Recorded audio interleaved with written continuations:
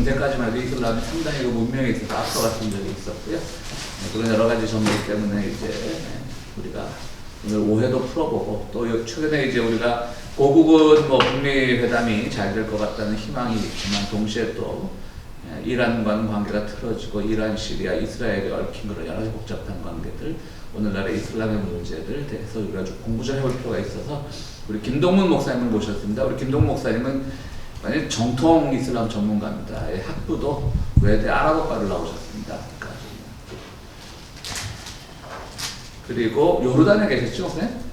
이집트 앤드 요르단. 이집트와 요르단에 오랫동안 선교사 생활하셨고요. 그 이슬람에 대한 여러 책도 쓰셨고 신문에 여러 가지 기고도 하시고 한때는 그 우리 한겨레 신문에서 발간하는 어서 오십시오. 한겨레 21이라고 하는 그 한겨레 주간지 거기에 중동 전문 특파원으로 또 오랫동안 기고도 하시고 그랬던 이 분야에 있어서는 전문가입니다. 물론 한국에도 많은 이슬람 전문가들이 있겠지만 특별히 우리 목사님은 또 우리 기독교와의 관계 또 그곳에서 살았던 경험들 그리고 최근에 일어나는 시사적인 것들 우리가 함께 목사님 통해서 들을 수 있어서 되게 감사합니다. 김동건 목사님 모실 때 박수로 환영하겠습니다.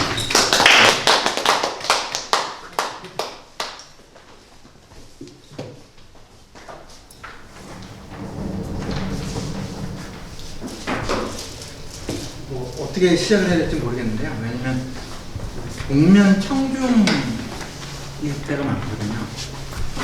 청중이 누군지 모르는 상황이에요. 그런데 실은 일단은 제가 큰 봉변은 당할 거라는 생각은 안 하고 있어요. 그건 아무 말씀이나 하셔도 돼요. 일반적인 착한 교회에 갔다가 그냥 평범한 얘기를 했는데 제가 예수를 믿느냐라고 하는 질문까지 받았거든요. 평범한 교회에 갔는데 그래도 남들이 말할 때는 목사한테 설교가 끝난 다음에 예수 믿느냐는 질문이 나오면 그 착한 교회도 경험을 했기 때문에 여기는 그런 착한 분위기는 지금 안 보여서요. 하여튼 그런 부분들이 있고 태극기 휘날리면서 이스라엘 깃발 휘날리면서 성조기를 휘날리는 그 집회에 참석해 보신 경험들이 혹시 있어요? 확인해야 돼. 그 옆에 있어요. 그 옆에는 언제나 만나는 늘 만나니까 여기에도 와요. 네. 함께 해요. 그래서 하여튼 그런 거에다가 LA가 특별히 그 성향이 있는 교회와 그분들이 상당히 많거든요. 그러니까 이전에는 그 통일 기도회, 통곡 기도회 뭐 이런 거 있었잖아요. 그쪽에서는 원래 이제 종국 프레임을 주로 엮었고, 근데 그런 분들이 이제 성조기를 많이 사랑하셨잖아요. 그리고 다른 한쪽에서는 이제 백투 예루살렘 운동이라고 하는 식으로 이스라엘 회복 운동이라고 하는 별개의 기도 그룹들이 있었는데 요새는 그게 연합이 돼서 잘 되고 있거든요. 하여튼 이게 좀 연합이 중요한 것 같아요. 북미 회담도 중요한데 미주 쪽이든 한국 쪽이든 그런 연합들이 일어나면 좀 이렇게 독특한. 그래서 광우광장의 대형 이스라엘 깃발과 성조기와 태극기 휘날리는 이런 상황까지 가게 됐는데요. 어쨌든 일단 지금 여러분들의 성분을 지금 분석 중에 있습니다. AI가 있으면은 지금 현재 상태 속에서 이 정도 수위는 안전하다 뭐 이런 식의 다 이렇게 정보가 왔으면 좋을 텐데요. 우리는 뭐 다 안전합니다. 오직 이슬람에만 구원이 있다 그래도 별로 반발할 사람 없었는데 지금 시간에는 간략하게 그러니까 이슬람 자체라기보다는 이슬람 현상 중심에서 좀 보려고 하고 그거는 뭐 기독교든 한국의 불교든 유교든 특정 종교를 짧은 시간에 말하는 것 자체가 그게 엄청난 폭력이라고 생각하거든요. 그 규정 지을 수 없는 거잖아요. 쉽게. 그리고 한 사람, 예를 들어서 뭐 김기도 목사는 이런 사람이다라고 해서 1시간 동안 얘기한다는 그것도 조작이잖아요. 그러니까 규정 지을 수 없는 것을 규정 짓는 행위가 폭력적이다.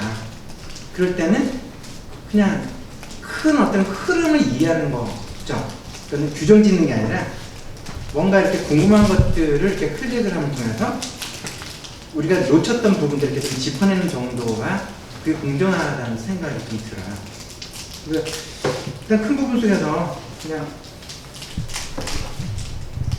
소위 말하는 그 중동 이슬람권 요 지도들이 여기 있죠. 그래서 이게 테레비 화면이라 빨간 건 포인트 안 보이더라고요. 아, 그런 거군요. 하여튼 그 속에서 중동으로 지금 가보는 거고요. 이게 조금 전에 중동이죠. 그래서 중동 자체도 지중해를 사이에 두고서 유럽의 반대편에 서 있는 거죠. 다. 이쪽이 스페인이잖아요. 지브롤터 해협이고 여기 모로코죠. 네. 그래서 이쪽은 중동 지역의 터키까지. 그리고 이쪽 그리스부터 이탈리아 이런 쪽이 다 유럽이잖아요. 그래서 지중해를 놓고서 서로 맞서 있는 중요한 문명권에 해당되는 거고, 그래서 그런 부분 속에서 큰 거는 고대 시절에는 저쪽에서는 크게 두 가지 문명이 있었죠. 중동에 있던 문명 아시죠? 이쪽에 있는 유프라테스 티그리스강이라는 메소포타미아 문명이 형성됐고요. 나일강 문명이 형성돼 있던 거. 그 시절에 유럽은 문명이 없었죠. 상대적으로. 그러니까 나일강 문명, 유프라테스 티그리스강의 메소포타미아 문명에 필적할 만한 문명이 유럽에는 없었다.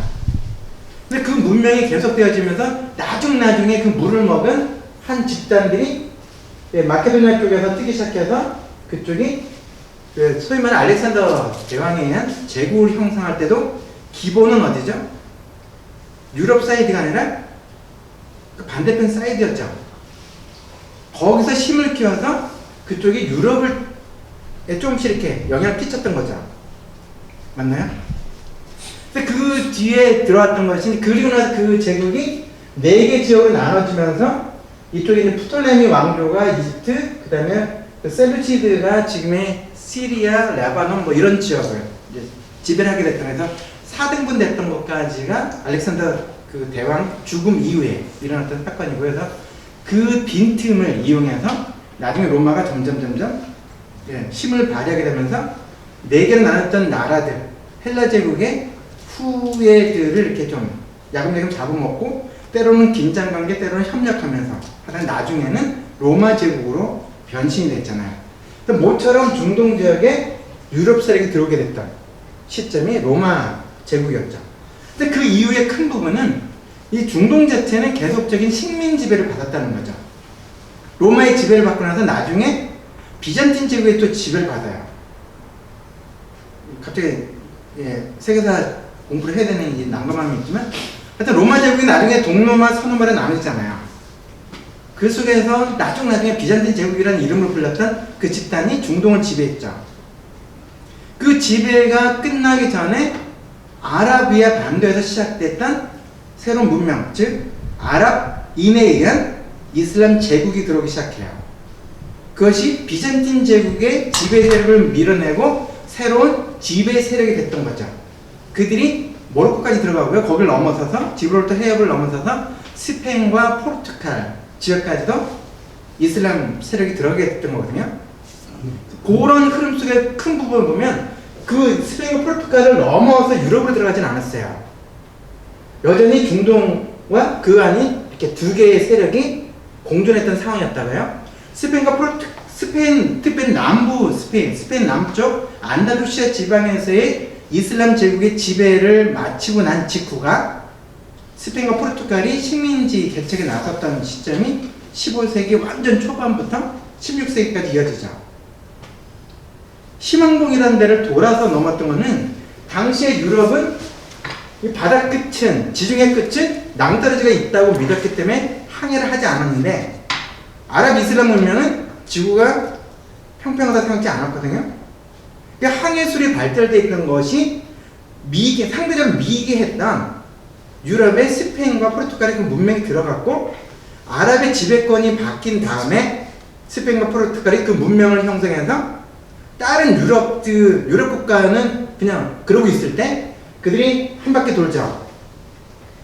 한 바퀴 돌아서 어디로 가죠? 남미 쪽과 동남아시아의 뭐 자바나 수마트라는 이런 지역들로 지배를 했죠. 그때 상징적인 것이 커피. 스페인과 포르투갈 식민지마다 다 커피 산업이 다 들어갔죠. 그렇습니다, 지금. 커피가 그럼 이슬람의 기원이에요? 네. 근데 그런 맥락 속에 보면 어쨌든 그 이유가 어떻게 되냐면, 이교도에 우리가 먹고 스페인과 포르투갈이 15, 16세기 식민지배의 종주국이 되고 나서 그 다음에 새로운 제국이 어디였죠? 영국과 프랑스죠. 영국과 프랑스가 중동을 다 지배를 했죠. 그 지배가 끝나면서 1차 대전 당시의 큰 싸움은 뭐죠? 터키를 중심으로 했던 오스만 터키 제국이 유럽으로 진입하려고 하는 상황 속에서 싸움이 시작됐던 것이 1차 대전이죠. 근데 그 1차 대전에서 터키에 맞서서 나머지 아랍 국가들이, 아랍 민족들이 영국과 프랑스 편에 서서 1차 대전에 참전을 해요. 그것의 저기로는 나라 세워주겠다고 약속을 받았어요. 그래서 열심히 참전했고 터키를 밀어냈어요. 그리고 부분적으로 윌슨의 민족 자격을 주다 보다 수많은 것이 있었고 독립시켜주는 줄 알았더니 뻥이야 이런 식이 됐고요. 어느 날 1948년도에 이스라엘만 나라를 세워주게 되면서 우리가 익숙해지는 중동의 이야기가 시작이 돼요. 근데 그 시점까지도 큰 부분은 이슬람 제국이, 소위 말하는 이슬람 제국이 종교를 내세워서 유럽을 침략한 적이 있는가라고 반문하기 시작하는 거예요. 영국과 프랑스 등 서구 세력은 계속적으로 중동 지역이나 이슬람 지역이나 제3세계를 계속 식민 지배를 해왔지만 이슬람 제국의 이름으로 유럽에 대한 식민 지배를 시작했는가? 그것에 대한 흔적은 없다는 거고요. 중간에 유럽 사이에 복잡한 것을 외부의 적을 통해서 순환시키기 위해서 만들었던 것이 십자군 전쟁이라고 하는 전쟁이었고요. 그때도 아랍 이슬람 세력이 로마를 타도하자거나 뭐 이걸 한 적이 없는데 저놈들이 잠재적인 악한 놈들이고 거룩한 성 예루살렘을 지배하고 있는 나쁜 놈들이 저놈들을 쳐야 된다라는 식의 이데올로기 공작을 했던 것이 그 사이에 일어났던 일들이에요. 근데 그때부터 시작됐던 것이 나 자신의 우리 집단을 거룩하게 하거나 정의로운 집단을 하려면 상대를 악마화시켜야 되죠. 그것도 극단적인 악마로 취급해야만 내가 더 정의로워지잖아요. 근데 헐리우드스러운 분위기는 똑같잖아요. 악마가 악인이 더 악질적이고 요즘 더 잘생긴 데다 더 악질적이어야지 이게 뭐죠? 이 영웅이 덜 생겨도 이게 효과가 있잖아요. 옛날에는 얼굴빨로만 그 착한 편이 나왔지만 요새는 그건 아니잖아요. 근데 그런 패턴 속에서 조작됐던 것이 한 손에는 코란, 한 손에는 칼이라고 하는 있지 않은 이데올로기를 만들었고 그것이 중세를 거쳐서 근대시대, 현대까지 이르를 때 그것이 그냥 빼도 박도 못하는 진짜처럼 포장이 되었는데 지금 살짝 말씀드린 것지만 아랍 이슬람 제국이 아랍 이슬람 문명을 갖고서 유럽으로 침략해 간 적은 없었던 거고요. 특별히 스페인과 포르투갈에 대한 부분적인 지배 때도 당시에 뭐 수많은 왕조가 있었잖아요. 부르봉 왕조다 뭐다 있을 때 왕조의 이 거친 정책에 의해서 저항하던 영주들이 있었던 거죠. 성주들이. 이 성주들의 입장 속에는 지배자 어떻게 주군을 바꾸고 싶었던 상황인데 이 전쟁이라는 것은 우두머리 바꾸기 싸움이지 백성들 한 사람 한 사람 다 찾아내면서 이거 서명받는 거 아니잖아요. 통치자 바꾸는 거거든요. 자발적인 형태로 아랍 군대를 맞이했던 것이 스페인과 포르투갈에서 있었던 일들이었어요. 그러니까 정상적인 식민지배였다면 식민지배 받은 나라가 망가질 확률이 클까요? 아니면 성장할 확률이 더 클까요? 망가질 확률이 큰데 어떻게 그 아랍의 식민지배를 받았던 스페인과 포르투갈이 아랍의 그 통치자가 빠지자마자 신대륙발견을 나섰는가라고 할 때는 하나의 힌트는 얻을 수 있죠. 문명이 있었다는 거거든요. 그리스 로마 문명도 실은 유럽에서는 사라졌지만 아랍 이슬람 제국은 그것을 문명을 다양한 형태로 번역해냈고 그거를 보존하고 있던 상태였었고 그리고 중세 때 있었던 화학, 물리, 수학, 지리학 이 모든 것의 용어가 아랍어로 되어 있어요. 저쪽 동네는 그냥 멍하게 있을 때 여기는 땅을 해주고 다니던 시절이었거든요. 근데 그런 거에다 대수학에는 저는 실은 수학에서는 근해 공식이라는 거 혹시 아세요? 저는 그거 이상을 풀어본 적이 없어요. 저도 이제 본고사 저희 학번까지 원래 본고사 보게 돼 있었는데 근데 수학 진짜 이게 풀리지 않는 문제였는데 근데 그런 시기였는데 그 모든 수학과 과학 그다음 연금술까지 금속 이 모든 게 다 아랍 제국에서는 생활화되어 있던 상황이었다는 거죠. 근데 이 부분이 유럽으로 들어가면서 르네상스가 시작이 됐고 르네상스에서 다행하게 유럽의 먼저 계몽운동이 시작됐던 거 있잖아요. 그 패턴 속에 보면 한쪽은 이슬람은 악이다, 이슬람은 악의 축이다라고 하는 실제적인 근거를 큰 근거를 찾기는 쉽지 않다. 오히려 유럽에 의한 중동 지배와 중동에 대한 식민 지배는 스페인과 포르투갈 이후에 영국부터 시작하면 뭐 18세기, 19세기, 20세기 이럴 때까지 다 그들이 지배한 나라가 지금의 대부분의 무슬림이 많은 나라들, 중동부터 동남아시아, 인도에 이르기까지가 다 그 나라들의 식민지였잖아요. 즉 기독교를 내세웠던 세력이 미개한 저쪽 나라를 우리가 각성시키기 위해서 하나님의 이름으로 그 나라를 뭐 한다 이런 식의 전쟁을 했던 시점이잖아요. 이 부분이 기본적인 문제제기죠. 그래서 이슬람 문명은 어둠의 문명인가? 그리고 이슬람 세력은 적대적이고 위협적이고 악의 축이었는가? 그런 역사 속에서 나왔던 거는 그렇게 만약에 이슬람이 악이라고 하면 유럽은 더 큰 악이라고 규정될 수밖에 없다. 왜냐면 기준을 똑같이 한다면. 또 이슬람이 어두운 문명이었다 얘기하기에는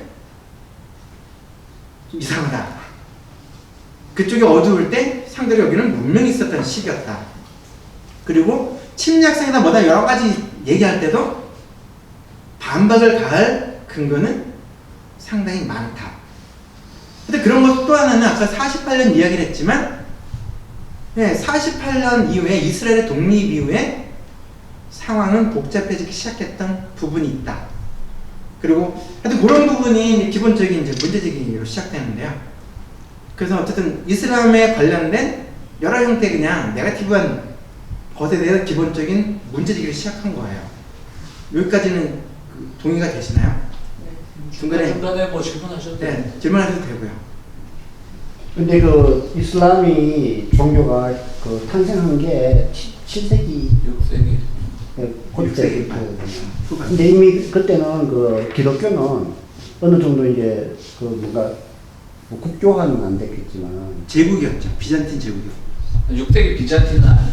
6세기 처음 이슬람이 출발할 때. 그때 이미 비잔틴. 그때 이미 비잔틴 그렇지 컨스탄틴이 앞에. 네. 근데 기독교가 그 상당히 많이 먼저 퍼지기 중동 자체가 기독교 국가들이었어요. 그죠. 그러면 지금 그 7세기 때 그 이슬람이 생겨나게 된 배경은 그 기독교 사상을 바탕으로 해서 생겨났다는. 일단 그건 좀 이따 짚기는 해야 돼요. 근데 일단은 기본적으로 이슬람 세계에 관련된 밑그림을 좀 정리했던 거고요. 네. 하여튼 좀 전까지 말씀드렸던 것이 이해가 되시면 이제 좀 더 이제 안에 들어갈. 그러니까 제가 드리고 싶은 말씀은 그 중동 제국의 역사라는 것이 그 무슬림의 그 역사 그 자체라기보다는 그런 그 기독교 우리가 지금 알고 있는 기독교의 어떤 그런 것도 혼재되어 있는 상태에서 나중에 이슬람으로 통일된 거지 그 자체가 이슬람의 역사라고 보기는 힘들지 않느냐는 거예요. 그 얘기는 아직 제가 전혀 끌어들이지 않았거든요. 저런 경우를 미리 초를 치는데 엉뚱한 초를 친다 이렇게 얘기를 하게 되죠. 국민학생 같은데 지금 대학생 질문을 하고 있어요. 대학생 질문이 아니고 요새 이렇게 조선일보스러운 질문. 완전 모욕받았다. 상처받았다. 속보다 시원하다. 정부 기병실하고 두 분이 또. 하여튼 그런 것보다 큰 거는 이제 큰 거는 종교 전쟁은 과연 있는 것인가? 전쟁은 권력자들이 자기 힘의 확대를 위해서 정치든 종교든 이념을 내세우는 표방하는 것이지 종교 자체의 가치를 확산시키기 위한 싸움은 최소한도 여기 2000년 사이에 얘기는 찾아볼 수가 없었다. 또 심지어는 오스만 터키라는 이슬람 제국과 아랍 무슬림들이 싸웠다는 거죠. 그런 그때도 실은 오스만 터키에 빌붙었던 지역에 세력들은 있었겠죠. 맞지? 일제에 빌붙어서 힘썼던 한국 사람들도 있었던 거잖아요. 그 여러 가지 섞여 있지만 큰 부분은 종교와 종교 간의 싸움이었는가라고 할 때 그렇지 않은 측면이 보편적이었다. 지배 세력이면 피지배 세력들은 지배를 벗어나고자 싸우는 거죠. 이게 아까 이제 오스만 터키부터 시작했던 거고요. 이제 쭉 지나가서 1세기, 2세기, 3세기, 4세기, 5세기, 6세기 여기까지만 살짝 짚어내면 당시에 어쨌든 이런저런 여러 가지가 있는 속에서 4개의 큰 교회 집단이 형성되고 나중에 5개가 됐죠. 예루살렘, 그리고 안디옥, 그리고 어디 있을까요? 소아시아, 그리고 이집트가 이제 알렉산드리아 나중에 생겼던 거고요. 그리고 나중에 로마가 들어갔죠. 순서적으로. 그래서 이런 5개의 큰 기독교 센터들이 형성되어지면서 서로가 경쟁하고 긴장과 견제 균형을 이뤄나가다가 나중에 로마가 독립적으로 교황을 지칭하게 되면서 나머지 4개의 감독들이 거기다 맞서기 시작하죠. 니놈이 무슨 감독이냐, 교황이냐라고 해서 거기다 반발이 되어지면서 서노마라고 하는 로마 쪽과 나머지 기독교인이 갈등을 일으키게 돼요. 그래서 나중에 정치적으로 이렇게 연결될 때 그냥 그 서노마하고 동로마 이런 식으로 나눠지게 되는데 나머지 지금 4지역 있잖아요. 알렉산드리아, 이집트, 그 다음에 안디옥 교회가 지금의 시리아부터 이라크까지 들어가고요. 그리고 소아시아, 예루살렘, 뭐 이런 부분, 예루살렘 지금의 이스라엘과 팔레스타인, 요르단까지가 중심이 돼 있어요. 이쪽에 있는 이 그룹들이 그냥 독자적으로 존재해 왔다가 나중에 언제 형성되던 비잔틴 제국이 이 나머지 국가를 또 식민 지배를 했어요. 그러면은 그 지금의 터키, 이스탄불을 중심으로 형성됐던 기독교 국가가 지금으로 치면 시리아를 지배하면 감사함으로 받을 것이 아니라 싸우는 거죠. 왜 식민 지배를 받고 지배를 받을 때 거기에 대해 저항하는 것은 아주 정상적인 거거든요. 근데 이미 초대 때도 기독교 국가, 기독교 문명권 안에서도 지배자와 피지배자 사이에 끝없는 싸움들이 있었고 그 싸움의 명분은 서로가 믿는 신의 이름으로 싸우는 거거든요. 그러니까 비잔틴 제국 물러가라, 이것이 핵심이었어요. 근데 그런 판에 비잔틴 제국을 밀어내려고 하는 세력이 왔을 때 적의 적은 우리 편이라고 하는 이런 맥락 속에서 아랍 이슬람 지역에 있는 그냥 소위 말하는 그냥 종교적인 기독교인들이 아랍 이슬람 군대를 환영을 하게 되고 그들의 관심은 종교가 아니라 지배자를 바꾸는 것이었죠. 그래서 자발적인 수용을 한 것은 맞는데 그것을 종교적인 수용으로 보는 것이 아니라 새로운 대체 정치 세력 아니면 기존에 있던 지배 세력을 대체하려고 하는 세력을 환영하는 이런 맥락들이 존재했었어요. 그래서 그것이 형성되고 나서 7세기, 8세기로 흘러가는 이런 흐름 속에서 그 다음에 9세기까지 흘러갈 때 아랍 이슬람 제국의 지배자들이 비아랍인의 무슬림 되는 것을 허락지 않았어요. 그냥 백성으로 존재하는 것이고, 왜냐면 이슬람은 아랍인의 종교다. 그리고 알라는 아랍인에게 아랍어로 계시한 자다. 비아랍인에게 그 알라의 계시는 허락되지 않는다라고 하는 아랍 선민주의가 있었어요. 그것이 150년 이상 계속 유지되어 왔던 흐름도 있었어요. 그것이 초기 이슬람 시대 때 얘기거든요. 그래서 이 맥락을 말씀드린 거는 이슬람 세력, 이슬람 제국의 확장이 무슬림의 확대를 위한 전쟁이 아니었다는 거. 그리고 그 안에서 차별이 있었어요.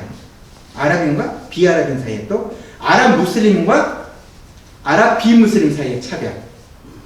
그리고 완전 비아랍인에다가 비무슬림이면 이게 한참 밀리게 되는 이런 맥락들이 초기 이슬람 시대 때 일들이었죠.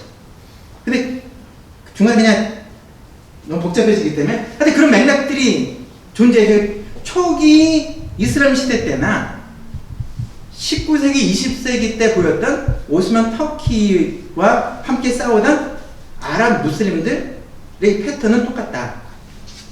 부당한 지배 세력을 반대한다라고 하는 맥락은 똑같아요. 지배 세력이 기독교니까 무슬림들은 그건 의미가 없는 거죠. 그리고 중간에 상징적인 사건은 십자군들이 예루살렘을 공격해 왔을 때 예루살렘 주민들이 유대인이나 기독교인도 있고 무슬림도 있었고 비종교인도 있었지만 그들이 예루살렘 성을 공격하는 적들과 맞서 싸웠다는 거거든요. 그래서 킹덤 오브 헤븐이라고 하는 영화도 나왔던 거지만 자기 땅을 침략하는 세력과 싸우는 거거든요. 왜냐면 종교전쟁이 아니었으니까 주민들은요.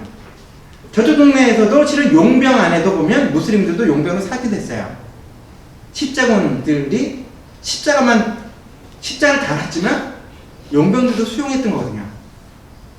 내세운 명분이지만 어쨌든 예루살렘 시민들이 연합해서 적과 싸웠다는 거. 그것도 상징적인 거죠. 결국은 종교전쟁으로 치부하려고 하는 거는 저쪽 동네에서 만들어놨던 이데올로기였고 자신들의 온전하지 못한 불의한 전쟁을 포장하기 위한 포장수로서의 종교로 포장했던 거고요. 하여튼 그런 이야기를 쭉 하다가 실은 1990년도에 걸프전쟁 1991년 1월에 미국에 의해서 이라크가 공격을 당할 때 당시에 조지 부시는 새로운 십자군 전쟁을 선언하게 됐죠. 근데 그 이후에 계속됐던 것이 악의 축의 문제가 실은 이전부터 이슬람에 대한 적대적인 감정을 표현해왔던 것이 1990년 이후에 본격적인 중동 문제에 미국에 개입하고 연결되어 있어요. 또 2003년도에 3월 달에 있었던 전쟁 때도 여전히 똑같은 맥락이었어요. 아버지와 아들은 같은 생각이었고 같은 신앙을 가졌던 거죠. 그래서 이슬람을 악의 축으로 악마시키는 이데올로기들을 확산시켜 나갔어요. 그것이 어떤 2003년 4년이었고요. 그러면서 미국이 이렇게 된 지배를 시작했는데 출구 전략을 찾지 못해서 무척이나 힘들었던 건 아실 거예요. 왜냐면 들어갈 때 명분이 대량 살상 무기가 있다고 쳤지만 대량 살상 무기는 발견된 적도 없었고 만들어진 적도 없었던 거죠. 근데 명분을 만들어내는 명분도 못 만드는 상황에서 지배가 길어질수록 치안도 유지 못하는 여러 가지 복잡한 상황에서 나중에 무슨 명분으로 쓱 나왔잖아요. 그 명분 중에 하나가 이라크가 이제 안정됐으니. 근데 실은 빼도 박도 못하는 상황 속에서 뭔가 명분이 필요했던 거 있잖아요. 명분 없는 주둔에 대한 부담이 미국 내도 있었던 거잖아요. 그 당시가 오바마 체제였지만. 근데 그런 부분도 이 흐름은 종교전쟁을 앞세우는 흐름 안에는 좀 달리 봐야 될 여지들이 있고, 또 다른 거는 그 시기에 오사마 빈 라덴이라고 하는 한 세력이 등장했죠. 탈레반과 뭐 등등인데 그들의 존재감은 실은 미국이 만든 거였죠. 러시아의 남하 정책, 중동에서 남하 정책을 차단하기 위해서 아프가니스탄이 이쪽 끄트머리니까요. 러시아로부터 들어오는 것을 막기 위해서 거기에 저항 세력들을 만들어냈죠. 근데 러시아가 무너졌잖아요. 소련이 무너지고 나서 동서냉전체가 무너지고 나니 이게 복잡해졌잖아요. 토세구팽을 복잡하죠. 어쨌든 써먹었는데 용도가 사라진 거잖아요. 그 속에서 팽당하는 어떤 상황 속에서 그의 총구가 미국을 향하게 됐던 거죠. 실컷 써먹었는데 왼수를 삼았을 때. 근데 그런 시점의 여러 가지 속에서 미국에서 우리가 충격적인 사건이 나왔던 9.11이라는 사건이 또 발생이 됐던 거죠. 그래서 그리고 나서 또 이게 악의 축에 완전히 악마 집단이 알카에다가 됐던 것이고, 거기에 마귀의 핵심 세력으로 마귀 자체가 오사마 빈 라덴으로 되어져서 계속적으로 악과의 싸움이라고 하는 흐름을 갖고 왔는데 어느 날 오사마 빈라덴이 파키스탄에서 죽는 장면으로 뉴스에 등장하게 됐죠. 또 초라한 모습으로 죽게 된 모습이 됐을 때 이제 또 문제가 생기죠. 열심히 악이 클수록 정의로운 집단의 싸움이 더 정당해지는데 그가 사라지고 나니까 당황스럽잖아요. 그 다음에 진행됐던 것이 최근까지도 악명을 떨치고 있는 IS라는 집단이죠. 그래서 IS가 지금 순간적으로 연도를 기억 못하겠는데 2014년인가요? 그때 라마단이 막 시작되는 첫날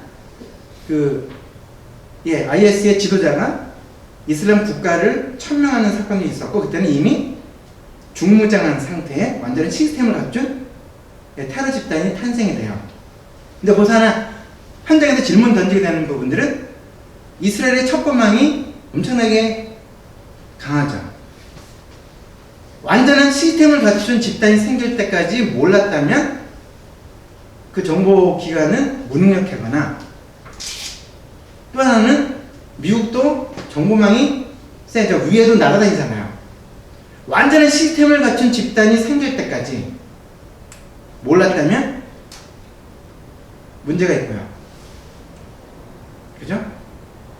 그래서 새로운 적이 생겼어요. 그 치열하게 이슬람 국가와의 싸움을 통해서 테러와의 대전쟁은 계속 유지됐고 지금까지도 이어졌던 부분인데 IS가 퇴각을 하고 축소가 되고 나니 뭔가 악이 필요하잖아요.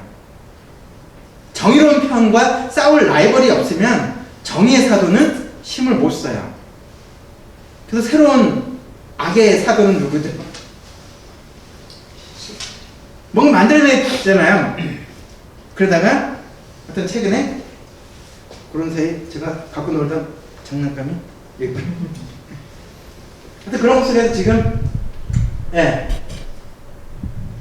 지금까지 봤던 그 동네들 그냥 편했던 건데요. 최근에 저분께서 이런 거에 뭐는 없다. 그 장면이 최근에 일어난 일이죠. 그 저분께서는 주로 트위터를 대변인으로 쓰시잖아요. 그래서 트위터에 회사에 돈을 많이 내야 될 분인데 그렇게 하자마자 일어나서는 말 같지 않은 일방적인 거잖아요.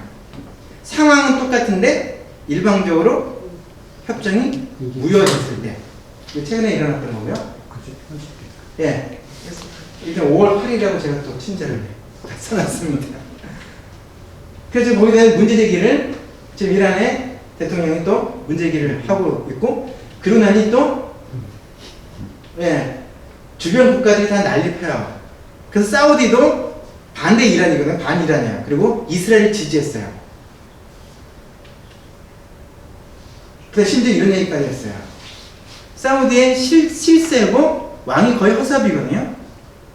왕세자인데 한국으로 치면 이방원 정도예요. 태조를 겁박을 하고 정종을 무력화시킨 다음에 실세로도 다 하다가 아버지도 물러가고 형도 물러가고 나서 3대 조선의 3대 왕이 되죠. 이름이 태종이죠. 지금 그 상태의 인물이에요. 근데 그 인물이 지금 실은 이스라엘도 여러 번 공식적으로 비공식적으로 수없이 방문했고요. 이 궁중 쿠데타로 빈살만이 얼굴은 보여줘야 되니까요. 잠깐요. 궁중 쿠데타로 왕세자로 책봉이 되자마자 이스라엘이 고위 관리가 공식적으로 환영의 성명을 발표했어요. 유대교의 종주국과 이슬람의 종주국 사이에 우리는 갈등이 있다고 많은 사람이 이렇게 얘기해왔지만 전혀 그건 아니었고요. 그래서 적극적으로 왔다갔다 수많은 일들이 있었어요. 네타냐후 총리도 여러 형태로 만났어요. 그리고 아카바라고 하는 이스라엘 최남단 지역도 방문하고 비공식 공식 방문을 수없이 했던 건데 그런 식의 공조가 되어지면서 이제 서로의 공동의 적이 이란이었어요. 사우디의 공공의 적도 이란이었고 이스라엘의 공공의 적도 이란이었어요.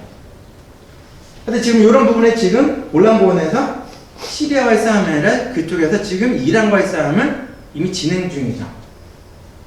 여기 보시면 예, 5월 10일인데 시리아 내에 있는 이란의 군사기지들을 공격을 시작을 했어요. 이게 공조가 잘 일어나고 있는 느낌 아세요? 트럼펫이 울리고 전쟁 선언처럼 되어지는 순간 이제 싸움이 시작되는 거죠.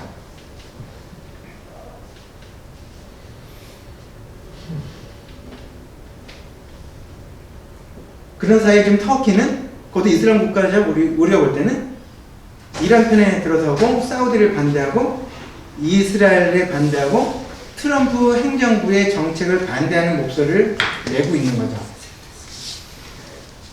이게 지금 하여튼 최근에 일어났던 그런 부분들의 이 상황들인데요.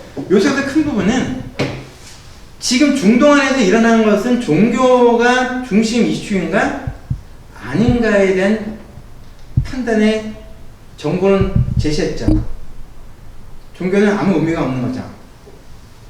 이슬람 국가끼리 뭉치는 거 아니거든요. 그냥 정치적인 이해관계에서 종교 관계없는 거예요. 그러니까 이스라엘과의 관계는 내용적으로 이미 정상화되어 있어요. 사우디하고요. 그리고 사우디아라비아의 영공을 통과하는 인도 비행기가 텔아비브로 오가요. 그 거룩한 땅을 이스라엘의 더러운 게 묻은 비행기가 사우디 하늘을 날아서 인도로 가거든요. 물론 사우디의 공항에 들어가게 돼요. 직접적으로 직항은 없어요. 그러나 두 나라를 연결하는 제3국 비행기 인도 항공기 에어인디아가 이미 취항을 한 상태죠. 그리고 까타르와의 전쟁이 있었죠. 까타르의 국교를 어느 날 갑자기 단절해요. 사우디아라비아, 쿠웨이트, 바레인 뭐 할 것 없이. 근데 그 핵심에도 보면 까타르가 이란 편이다 라고 하는 것을 내세웠어요.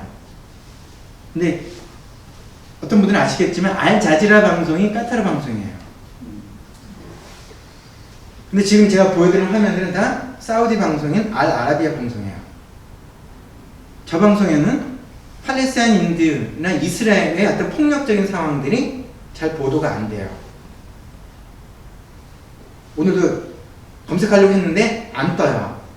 분명히 심각한 이슈가 있었는데, 그래서 유엔이나 유럽에서부터 나서서 가자 지역에서의 이스라엘군의 민간인 시위대에 대한 총격 사건을 전쟁 범죄를 규정했지만 지금 영국이 거기에 성명서가 아직 덜 나오는 상태고, 근데 하여튼 그 뉴스 보도가 알아라비아 공사는 거의 없어요. 이 맥락은 어떤 말씀 드리냐면, 종교는 권력 집단이 자신의 통치를 원활하게 위해서 적절하게 사용해 먹는 포장일 뿐 그것이 핵심이 아니다는 거죠. 형제의 아랍 형제의 뭐 이슬람주의 뭐 이런 거 의미가 없는 거거든요. 실은 지금 이집트에서도 반체제 인사들을 어떤 경우는 한 날에 한 법정에서 400 몇십 명을 사형 선고를 내렸어요. 왜냐면 지금 알-아시 이집트 대통령이 군부 쿠데타거든요. 그러니까 정상적인 민간 정부를 선거를 통해서 형성된 민간 정부를 1년 만에 뒤집어 엎었어요. 그리고 무바라크나 9세대 세력들에 대해서 문을 확 열어버리고 지금 또 포장된 투표를 통해서 집권을 시도를 하거든요. 근데 그럴 때 그 집권을 반대하는 세력은 다 알카에다 또는 IS 추종 세력이 됐어요. 한날 한자라도 수백 명이 사형 선고를 받는 이런 일이 있을 때 거기에 대해서 문제제기를 하는 다른 이슬람 국가들이 별로 없었어요. 정치적인 장난이거든요.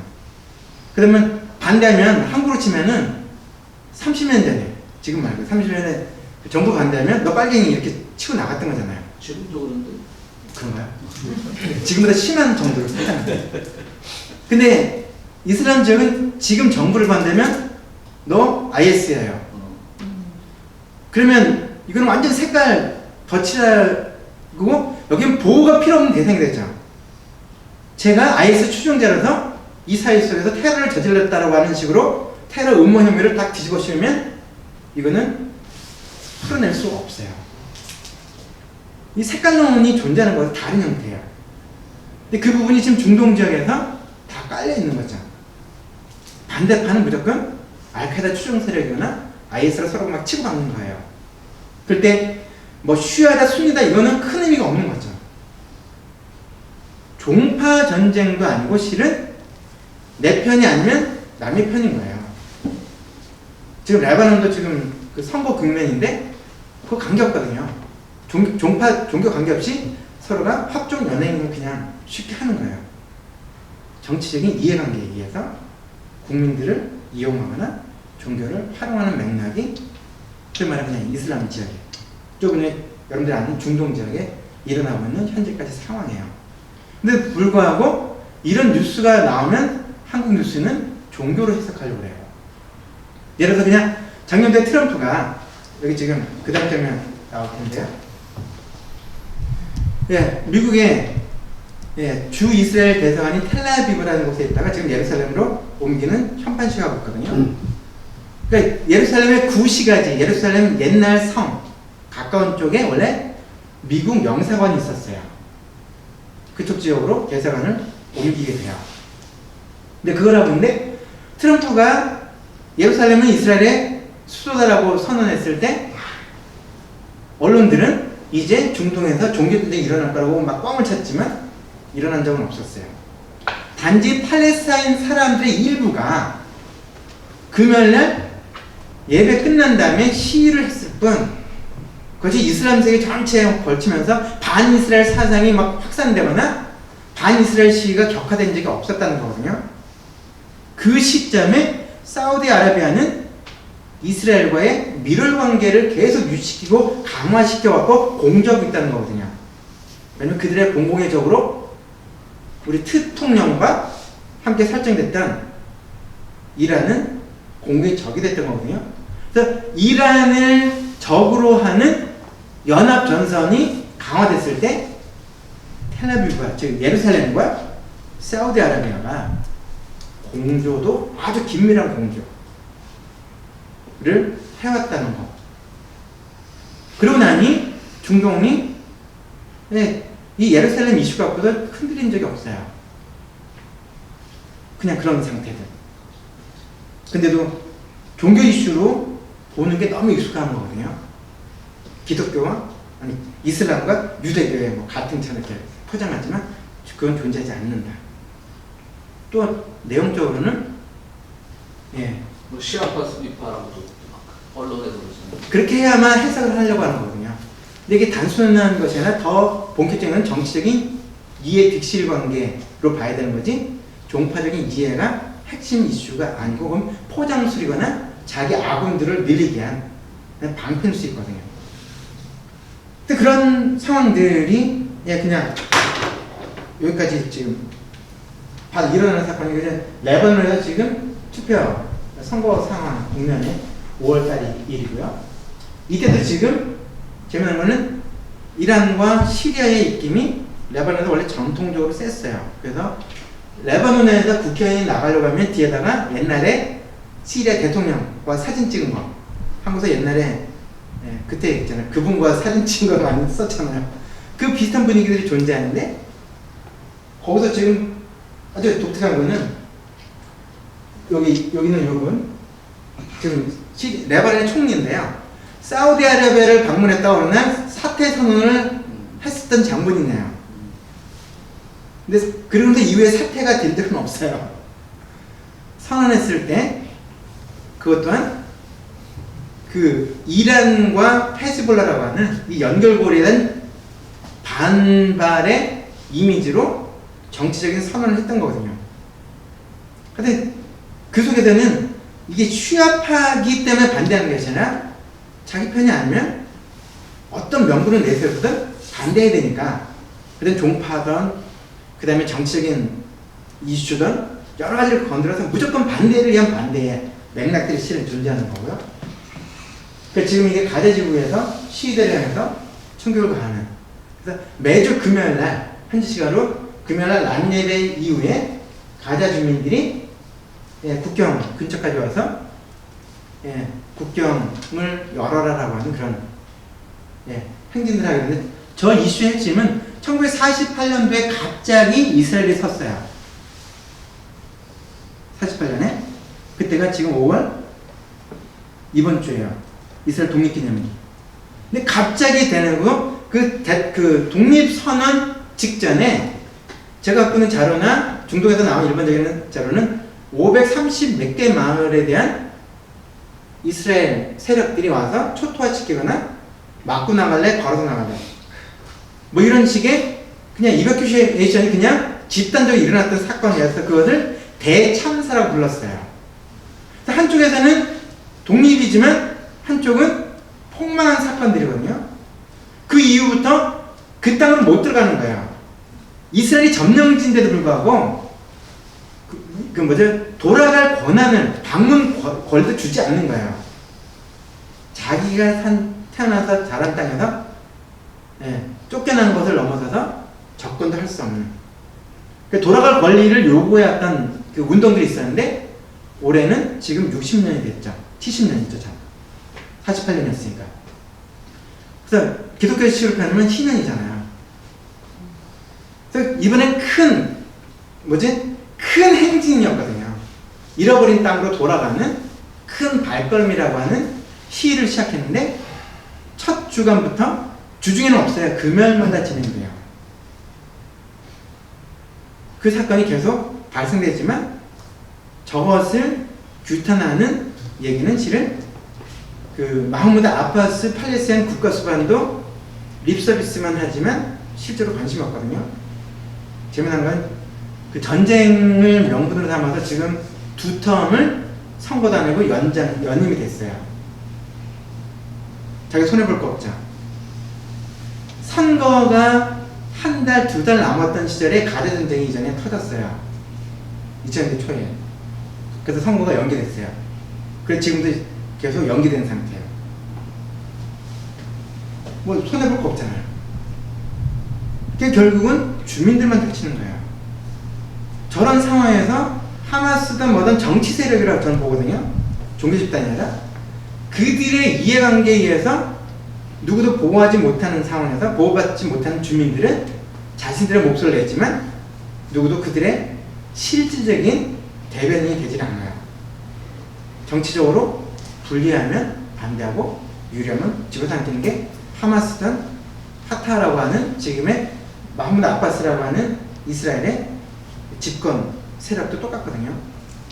그래서 실은 현장을 다니다 보면 뚜껑이 더 많이 열려요. 그리고 그 사람들 만나서 인터뷰도 하고, 물론 제가 살던 요르단도 절반 이상이 팔레스타인에서 피난왔던 실향민들의 그 후손들과 1세가 요르단의 절반 이상이었거든요. 그리고 지금 팔레스타인 지역은 더 하잖아요. 또 거기다 또 하나는 1948년, 그 다음에 1967년에 3차 중동전 때 지금의 웨스트뱅크라는 것이 그때 다 뺏긴 거예요. 근데 그 뺏긴 땅에서 태어난 사람들 중에서도 피난 온 사람들, 특별히 가자지구 출신이었다가 다른 쪽에 피난 온 사람들은 그 후손들도 난민으로 간주돼요. 팔레스타인의 시민권이 부여가 안 돼요. 48년에 가자 출신 피난 왔던 사람의 후손이면 지금 몇 세죠? 지금 서드 제너레이션까지 나왔잖아요. 근데도 거기 신분증에는 가자 사람이라 나와있지 팔레스타인 주민으로 간주 안 돼요. 67년도에 형성된 난민한테도 가자 출신은 가자 사람이라 돼 있어요. 그 나라 시민이 아니에요. 근데 그 난민의 지위가 세습되는 상태. 우리를 표현하면 실향민 출신, 북한에서 월남 피난민 출신한테 월남 피난민, 북한 사람이라는 그 증을 계속 지금까지 발급하면 그 경우는 남한의 군대를 못 들어가게 하는 거죠. 지도권 당연히. 아주 세금 내야 권한이 있어요. 근데 총을 만지는 분야는 들어갈 수가 없어요. 분야가니까 좋지. 근데 그런 것 속에서는 이루 시민이라는 거 어떻게 보면 이스라엘 시민이고요. 이스라엘 시민 중에서 아랍계 이스라엘 사람들인데 그 사람들은 졸지에 이스라엘 국적을 갖게 된 거예요. 못 도망갔거나 이렇게 물타친 거예요. 이 땅이 우리 땅이라고 해서 깃발을 닦고 다녔는데 쫓겨나지도 못했고 그냥 있는데 그 땅 안에 있는 사람은 이스라엘 국적을 줬어요. 그 사람들을 아랍계 이스라엘 사람이라고 불러요. 이쪽 숫자가 전체 이스라엘 국적자의 지금 5분의 1 정도 돼요. 근데 거기도 총기를 다루는 파트는 그러니까 유대계 이스라엘 사람들은 군대가 의무적이에요. 고등학교처럼 다 가야 되는데 아랍계 이스라엘은 지원을 해서 성부 검색을 받아야만 군대를 가요. 군대 가기 싫은 나라에서는 좋은 제도일지 모르지만 이거는 불평등이라는 상황이 생기잖아요. 다 가는데 너는 안 돼 라고 할 때 이게 또 박탈이잖아요. 그 숫자가 5분의 1 이상이에요. 그러니까 유대계 이스라엘, 아랍계 이스라엘, 그 밑에 팔레스타인 사람들이에요. 팔레스타인 주민. 그 밑이 뭐죠? 난민이에요. 이건 세습인 거야. 극복이 안 돼. 이때도 종교 의미가 없어요. 신분증에 나와 있는 정치적인 해석이 대대손손까지 계속되어진 이 상태들이에요. 이거는 한국에서 이해를 거의 못하는 상황이거든요.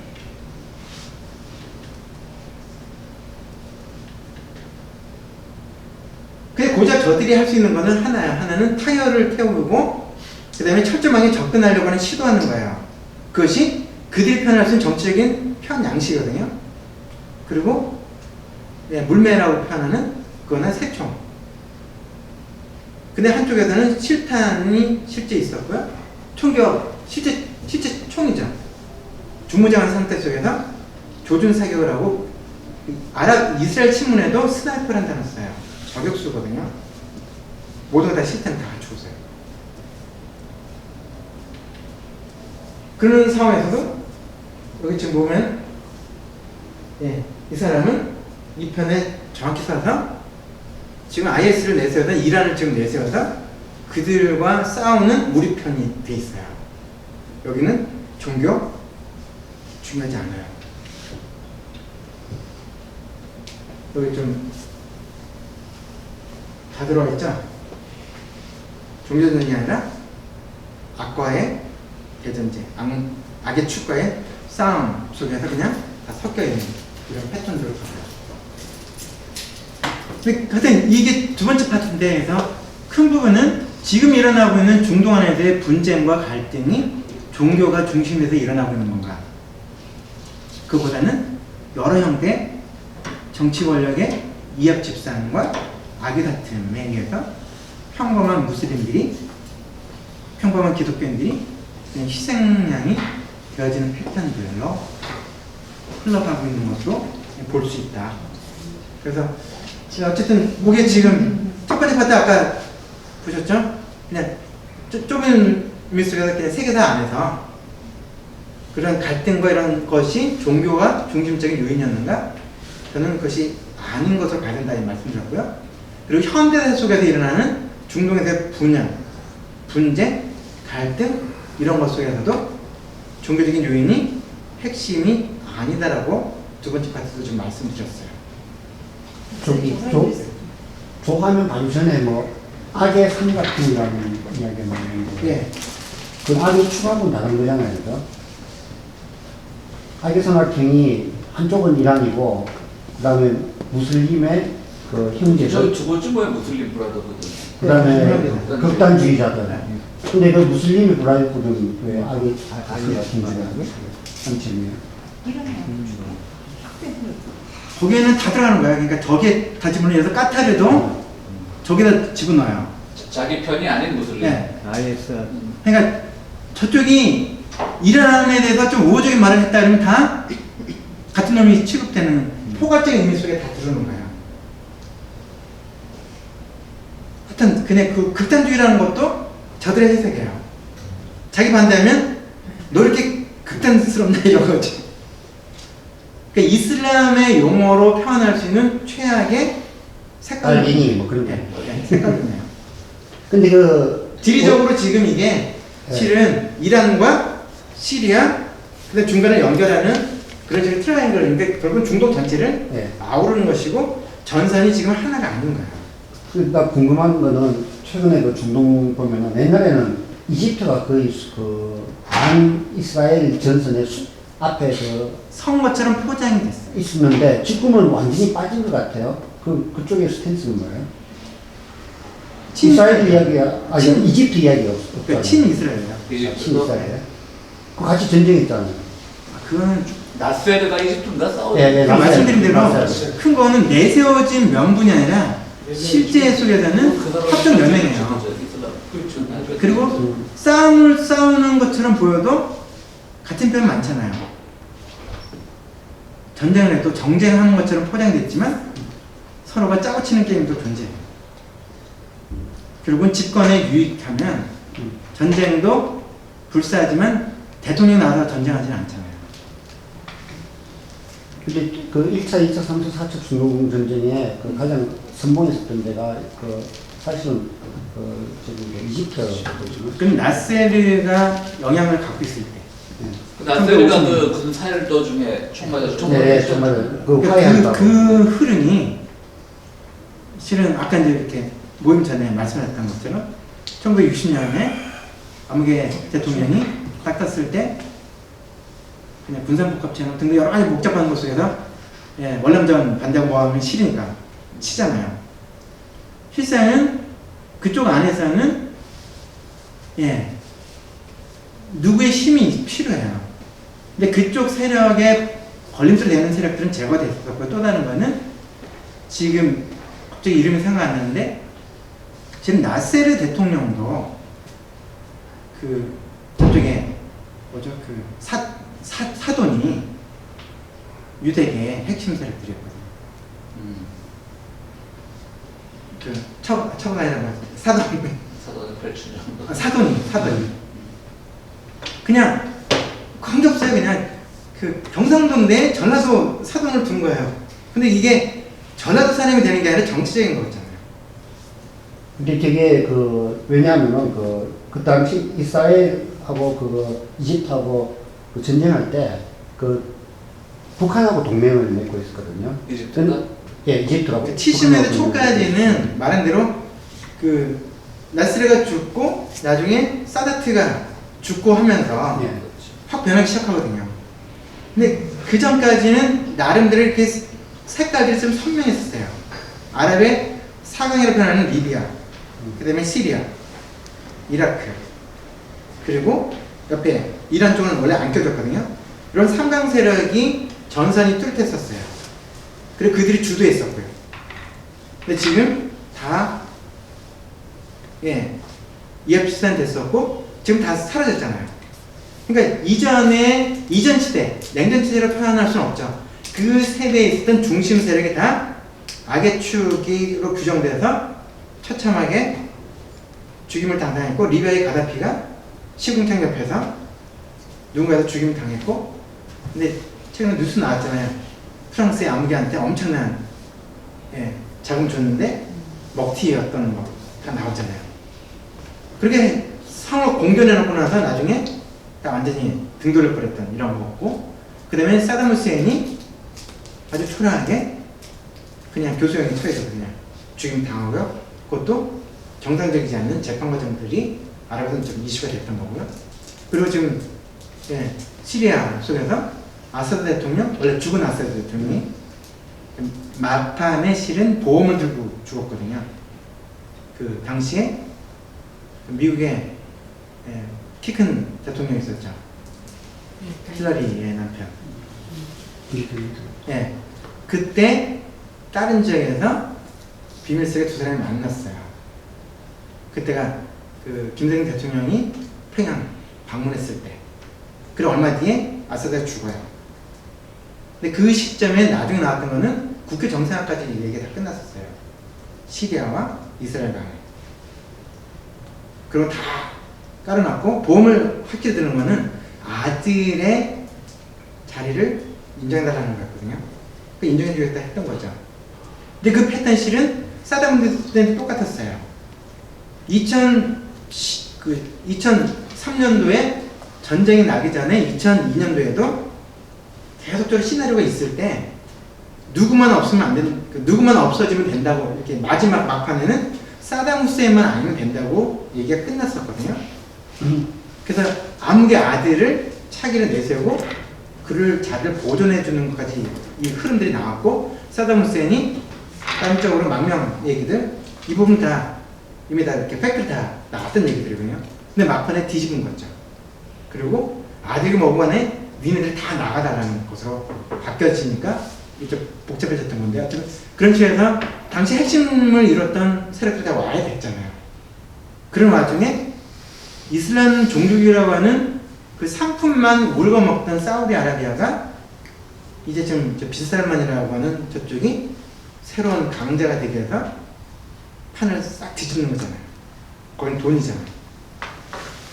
그러니까 어쨌든 지금 벌써 나중에 어떻게 될지 모르는 거죠. 이슬람 종주국이 이스라엘과 실효적 외교관계, 거의 준 외교관계처럼 돼 있는 상황에서도 차분하거든요. 그거는 궁중 쿠데타를 일으키면서 동시에 유력했던 왕자들 다 리츠 칼튼 호텔이라고 하는 호텔을 임시 감옥으로 만들고 거기 잡아다 놓고서 다 내놓으면 내보내줄게. 그래서 예, 수많은 사람들이 그냥 뭐 밀리어너리들이 다 털리고 나왔거든요. 그러니까 저항세력이 없는 거예요. 그리고 시민들 위해서 개혁 정책을 펴고 있거든요. 여자들에 대해서 사람 취급을 하고 있고요. 그러니까 민심은 그렇게 쓱 건드리고 정치 세력은 다 무력화시키고, 그리고 외부에서 막강한 후원 라인을 확보했죠. 그러니까 잠재적인 적들, 외부의 적들은 다 차단이 된 거예요. 그러니까 지금 예, 어떤 새로운 판짜기가 진행됐을 때, 예, 판짜기 이미 진행된 상태고 그것이 지금 예, 커튼 올리기 직전에 이런 상황이다. 그래서 이 파트 속에서 어쨌든 종교 전쟁, 그거는 명분이거나 허울이고, 그리고 중동을 이해하는 데 있어서 종교보다 더 큰 거는 정치적, 지배 세력의 정치적 이해관계의 측면에서 보는 것이 좀 더 자연스럽다. 그렇게 되려고 하면 지금 언론들이 지역에 대한 좀 더 정확한 진단과 이해가 필요한데, 한국 언론, 이런 미국 쪽 언론들이 현장 취재를 하는 모양을 갖고 있고, 그러나 현장 취재는 아니거든요. 현지의 정보원들이 몰아주는 것을 데스크식으로 쓰는 거거든요. 근데 한국은 더더욱 현장 취재를 안 하고 외신을 베껴 쓰는 과정 속에서 뭔가 아는 척을 해야 되니, 해석을 해야 되니, 종교를 집어넣어서 이 파트가 되면 이제 새로운 중동의 전쟁이 생길 거다. 예를 들어서 지금 이란과의 저는 좀 이스라엘과 갈등이 시리아에서 벌어지는 거잖아요. 그것이 그럼 인근적으로 확산될 가능성은 전혀 없죠. 시리아가 고립됐잖아요. 그러니까 중간중간에 다른 고리가 완충지대가 다 생겨있기 때문에 본토 간에 직접적인 충돌은 쉽지 않은 구조인데, 실은 직접적인 충돌이 일어나기를 갈망하는 세력들은 많아요. 왜냐면 그거는 좀 이상한 얘기지만, 이제는 가자전쟁을 하면서 아이언덤이라고 하는 미국의 신무기가 그때 빛을 발하게 되면서 엄청나게 팔렸죠. 가자전쟁 때 그래서 엉터리 같은 미사일 날라올 때 그걸 차단하는 걸 보여줬거든요. 왜냐면 군수산업 속에서는 실험실 결과가 아니라 실제 테스트한 결과가 효과가 있잖아요. 그리고 무기는 사람을 죽이게 한 거잖아요. 그것에 사람 죽이는데 효과가 있다는 현장 증거가 나오면 그거 판매하는데 훨씬 도움이 되거든요. 그런 식에서 실은 중동에서 뭐뭐 있을 때 그 이후에 무기 개발이 강화됐고 그때 선보였던 제품들이 잘 팔렸다는 것도 좀 슬프지만 그냥 하나의 상황 속에 남아있어요. 그래서 묘한 것은 중동에서 전쟁 속에서는 무기들의 적중률이 떨어질 때가 있거든요. 그거는 소모해야 되잖아요. 재고 정리할 때. 재고 정리할 때는 어딘가 재고 정리해야 되는데 그냥 사막에 갔다 그냥 퍼버되면 되잖아요. 그랬을 때는 그때 좀 몇 개는 좀 맞추고 신무기를 좀 맞추고 뭐 이렇게 테스트하면서 버리는 거잖아요. 그럼 그걸 통해서 리필을 해야 되니까 재생산해야 되고 또 보완해서 실험실에서의 그 시뮬레이션 갖고 안 되는 거 현장에서 보완을 하고 신무기 개발로 들어가는 이 상황일 때 그 무대가 지금 말씀드렸던 조금의 중동 지역에서 계속 되었던 것이 최소한도 스페인과 포르투갈이 중동에 대한 직접적인 지배를 거의 하지 않았잖아요. 그러나 영국과 프랑스 이후부터는 계속적으로 중동은 그들의 뭔가 새로운 것을 개발하는 또 낡은 것을 실험해왔던 그런 현장으로 악용되었던 측면들 또한 있다. 또 그런 게 중동 속에서 신발에 나왔던 이슬람에 관련된 것을 어떻게 봐야 될 것인가 이런 정도의 문제제기를 좀 했습니다.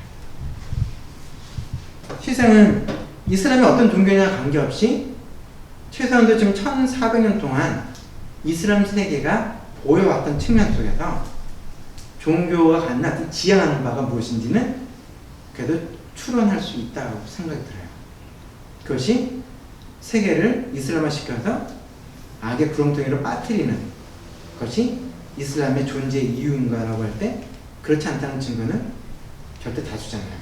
그리고 이슬람 세계 속에서 이슬람을 내전 악마화되어진 집단들이 형성되는 과정을 보면 당시에 정치적인 이해관계 속에서 누군가를 만들어냈던 거잖아요. 그러니까 어떻게 보면 그냥 괴물들의 탄생에는 내부적인 요인으로만 볼 수 없는 복잡한 변수들이 실은 존재했던 것도 있다. 그러니까 큰 거는 예를 들어서 그 아라파트라고 하는 피에로를 견제하기 위해서 대체 세력으로 하마스를 만들었던 건데 누군가 만든 거죠. 어쨌든 저 이야기를 언제 한 거예요? 사우디 그 왕자가? 이거 지난번에 미국 왔을 때 3월달에. 그러면 지금 벌써 이야기가 다 끝났다는 이야기. 이란을 갖다가 그때부터 아니 작년에 다 끝난 거예요. 그러니까 지금 이란하고 크게 한번 붙자 그런 그 판으로 계속 키워오는 거죠. 이거랑 관계없나요? 지금 북미 관계가 좋아지니까 얘들이. 아니 그 북미 관계가 있어요. 왜냐하면 이란하고 북한하고 사실은 같이 ICBM 같이 만들었다고요. 예. 그것도 그렇고 이제 뭐 남북 회담했을 때 좀 다른 얘기지만 그 군수 회사들 그 주식 그 시가가 뭐 네. 빌리온으로 떨어졌대. 떨어졌는데 사실은 이제 이란 다시 올라간다고. 예. 나쁜 놈들. 그러니까 그 대상을 갖다가 시장의 큰 대상을 갖다가 중동으로 완전히 굳힌 것 같아요. 그러니까 어쨌든 큰 부분은 서로가 윈윈하는 거죠. 그러니까 가장 큰 걸림돌로 될 수 있는 그 반대쪽 사람들에게 넉넉하게 보상을 해줄 수 있는 시스템이 되잖아요. 그러니까 보상도 됐고, 노벨상을 향한 발걸음도 내밀 수 있고. 근데 어쨌든 그런 것 속에서 이거 누가 하는 말이에요? 이것도 아까 빈살만 사우디 왕자가 수많은 명언들을 요새 맡아내고 정말 있거든요. 말로만 보면 뭐 뒤에 거는 수식어예요. 그렇지. 앞에 거거든요. 그 다음에 예루살렘이 이스라엘 거다. 뭐 문제 없다 이런 식이거든요, 실은. 그게 지금 그래서 어쨌든 거의 이제 뒷부분인데요. 예루살렘이 이스라엘 거라고 이야기하면 저기 이슬람 교리에는 명백하게 지키는 거 아니에요? 자기네들이 꼭 살아서 한 번씩 가봐야 되는 데가 그게 아니에요. 아니죠. 어쨌든 지금 중동에서 수많은 전선이 있어요. 예멘도 여기 보면 여러 분파가 사우디와 연합해서 또 예멘을 치고 있어요.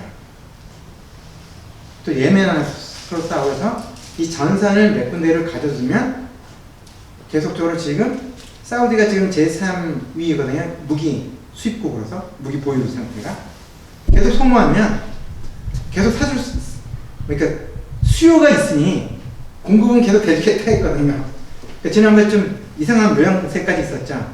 트럼프 대통령이 무기 이렇게 리스트 갖다 놓고서 얼마치 사라고 막 이거 사진은 나와 있었거든요. 숨어스러운 거지만 뭐 자기 직권이잖아요. 자기 정권 강화시키는 거니까 사우디 입장에서는. 사우디 입장이 아니라 왕세 입장에서는 손해볼 거 없는 거죠. 그러니까 여기 가서 퍼부어서 소모하고 리필하고 그럼 또 신무기 개발하면 되죠. 그리고 지금 이 부분이 지금 예멘과의 전쟁에 어떻게든 지금 배치되는가 이런 거고요. 그 다음에 지금 시리아예요. 거기서 저런 식으로 다양하게 해지면 소모량은 많아져. 무기의 소비가 커지는 거죠. 그리고 서로가 그냥 사용해보는 거네요. 러시아까지 와서도 지금 딴 데서 실험할 거 있잖아요. 그냥 거기서 다 이제 퍼부어 되는 거죠. 그래서 지금 이라크가 또 마찬가지고요. 곳곳의 지역에서 이렇게 그 지역적 분쟁들의 지점들을 만들어놨는데 거기에 더워요.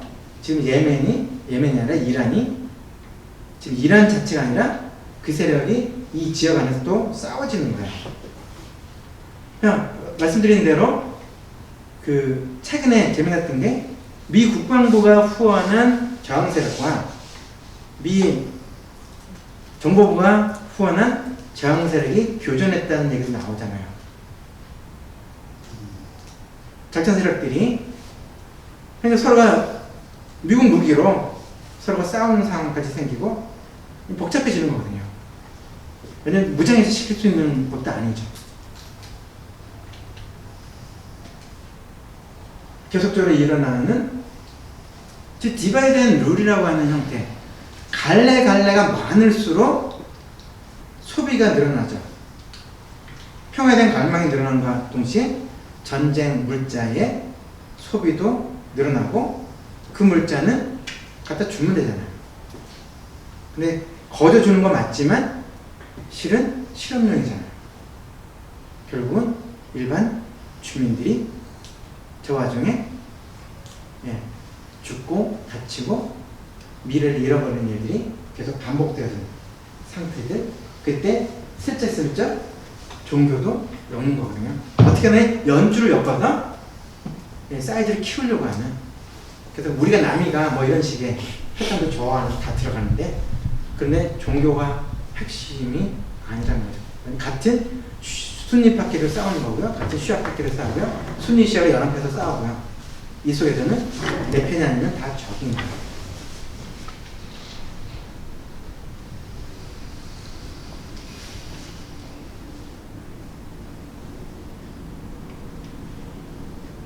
그리고 오늘 좀 미국 내 그 뭐죠? 아메리칸 무슬림들의 일반적 의식에 대한 것도 좀 살짝 넣어놓겠는데요. 갤럽에서 계속적으로 이슬람 또 무슬림에 대한 인식조사를 계속 해오는 게 있어요. 그래서 그들이 생각하는 이슬람과 비무슬림이 생각하는 이슬람 사이에서 차이가 있고요.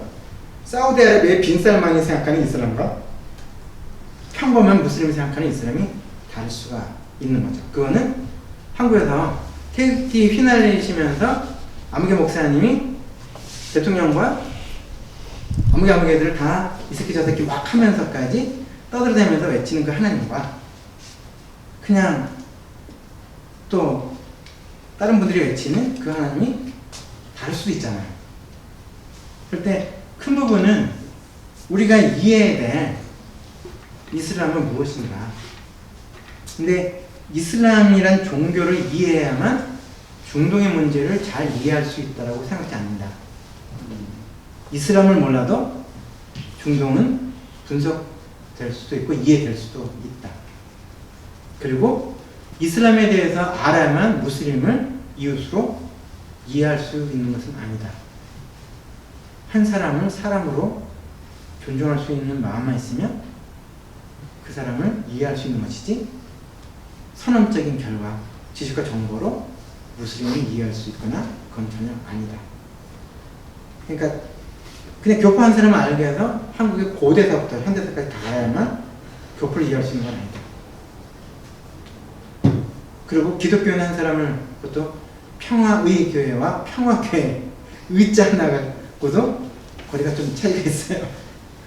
근데 하여튼 그런 것 속에서 한국인을 알면 그냥 밀셔를 거닐고 있는 한 사람을 이해하는 거 아니잖아요. 사람은 그냥 퍼슨 투 퍼슨이지 이걸 일반화시킬 수 없다. 근데 언론은 사람을 이해하려고 하는 매체가 아니라 규정 짓고 단정 짓고 포장하기 위해 익숙한 것이 언론이고, 그리고 언론은 아는 척하는 것에 너무 익숙하기 때문에 사람들에게 관심 있는 게 아니라 사건에 주목한다. 사건에 주목하는 그들은 사건을 포장하고 서술하는 것에 익숙하고 그것이 좀 더 자극적인 것으로 보여지려고 할 때 뻥튀기 많이 하는 거죠. 이제 또 제4차 중동전, 제5차 중동전, 이제 불배가 어디로 갈 것인가, 이란 다음이 북한에 대한 압박이다, 뭐 수많은 식으로 이렇게 서술을 하면 포장은 되고 기사는 빨리 소모가 되니까. 그 패턴 속에서 지금 어떤 중동에 대한 이야기가 있습니다. 그래서 개인적으로는 미국 와서도 그냥 무슬림들 만나는 거, 그러니까 한국 사람들 만나서 스트레스 받으면, 브루커스트, 제가 산 오렌지 카운티 거기는 아랍 식당들이 좀 많거든요. 그래서 아랍 음악 들으면서 아랍 커피 마시면 아랍어로 떠들고 나면 케바브. 살 것 같아요. 그러니까 통하지 않는 한국 사람하고 한국말로 말하면서 말이 막힐 때 느낌보다 그렇지. 훨씬 낫거든요. 그래서 가끔 이제 힘드시겠어 그러면은 아니요 괜찮아요. 아랍 동네는 저의 그 맛집 술래 한번 하죠, 목사님 우리 하는데. 피난처, 그래서 숨통 알아보고 이런 것들 있는데요. 하여튼 그런 거고, 개인적으로는 모르겠어요. 이거는 증거를 들이댈 수 있는 건데, 실은 한국에 와 있는 무슬림 이민자들, 이주자들을 가장 많이 만난 기독교인이 아닌가, 심지어는 가장 많이 만난 한국인이 아닌가 생각을 해요.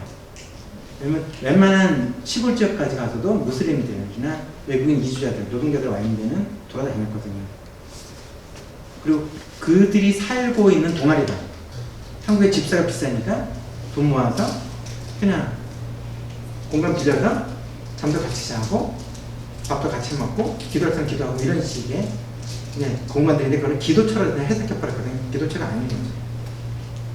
한국에서 대학에서 서플룸에서 종교 동아리들이 뭐도 먹고 하다가 뭐 집회 들으면 이게 집회 공간이 아니라 그 순간은 집회 공간이냐, 평소 때는 아지트잖아요. 무슬림들이 그렇게 사는데 별건 데 다 가봤죠. 그러다 이제 혼자서 그 슬픔에 젖을 때도 많았거든요. 이렇게 험악하고 이렇게 파괴된 동네까지 어떻게 저 외국인이 여기까지 와서 살고 있을까? 왜냐면 그 몰락한 그 한국의 공업도시들 있잖아요. 공업지역들. 가공단인데, 가구가 이제 완전히 옛날식으로 그게 아니니까 완전히 폐화되어 있는데, 거기서 그냥 살고 있는 거예요. 그래서 저녁 시간, 새벽 시간, 뭐 아침 시간, 낮에 돌아다니면서 쭉 만날 때 느끼는 거는 한국 사람으로부터 사람 취급을 받아본 경험이 별로 없다는 거죠. 자기에 대해서 물어봐준 사람이 없었던 거예요. 그래서 그런 거라든지 사원 예배도 한국에서 대표적인 독립건물 갖고 있는 사원들은 금요일날 낮예배를 거의 참관을 해봤어요. 저 아무개 이만 설교 뻥이다 뭐 이런 것까지 느끼면서. 근데 하여튼 그렇게 돌아다니고 예배 참관하고 예배 끝나고 함께 공동 식사하거나 근처에서 이제 뭐 먹고 마시면서 얘기를 듣고 했을 때 거기서 느끼는 거는 한국에 마치 30년, 40년 전에 LA 교포들의 삶을 다뤘던 그 안성기 씨가 주연했던 더 블루인가요? 뒷곡으로. 예. 거기 보면 위장 결혼, 그 치열했던 거 있잖아요. 한국에 이전에 이민 초창기 세대. 근데 또 이민 사회의 각박함 때문에 또 공항에서 처음 만난 자한테 털릴 때가 많았잖아요. 그 수많은 그 애완들, 이게 그냥 저는 직접 경험한 건 아니지만 또 이민자라는 신분을 가진 저도 20년 됐으니까 거기서 가는 그 묘한 것들이 막 나오면서, 왜냐면 그 무슬림 이주자를 무시하는 사람이 한국 사람이잖아요. 제가 한국 사람이잖아요. 한국 사람 다 무시해요. 근데 이스라엘이 한국에 들어와 있는 무슬림은 아랍권이 아니라 거의 동남아 쪽에 많죠. 인도네시아. 그것도 실은 15개국인가요? 노동력 그 협약 맺어서 들어오는 숫자들이거든요. 그런데 아랍계가 이제 몇천 명 정도 지금 들어와 있는데 아랍계랑 뭐 예멘 뭐 이런 거의 다 포함했어요. 사우디아라비아 다 포함해서 있는데요. 숫자가 늘어나잖아요. 근데 근데 그쪽으로는 그래도 돈들이 다 있을 건데. 한국에 돈이 없어서 한국에 오는 건 아니에요. 한국에 돈 벌기 위해서 한국에 올 수 그럼 있잖아요. 선교적으로 예? 선교적으로 아니요. 관심 없어요. 그럼 그 사람들이 인간 취급도 안 받으면서 그 아랍권에 있는 사람들은 한국에서 70년대에 노동자로 중동에 갔죠. 인간 취급 못 받으면서. 가족들에서 돈이 필요한 거거든요. 내가 인격 대우 받기 위한 것이 아니라 나한테 돈이 필요한 거예요. 그리고 한국에서 30년 전, 40년 전에 공돌이 공순이 사람 취급 안 했잖아요. 시골을 떠나서 그냥 그런 데 들어간 것도 사람 취급 못 받았고 여성들이 짓밟히면서까지 사장들이 아무들한테 그래도 그냥 떠날 수 없을 때는 먹여 살려야 될 가족들 때문이잖아요. 그 치열함이 실은 한국에 찾아왔던 가난한 지역의 노동자들은 그 삶이 있어요. 심지어는 한국인 남자와 국제결혼할 때도 결혼 중매소에 돈을 꽤 줘야 되거든요. 근데 이래서 그냥 월급이 30, 40불 되는 곳에서 결혼 중매자금으로 몇백만 원을 쥐어주고서 예, 결혼 기회를 빨리 얻어서 왔는데, 그래서 우즈베키스탄 여성들인데요.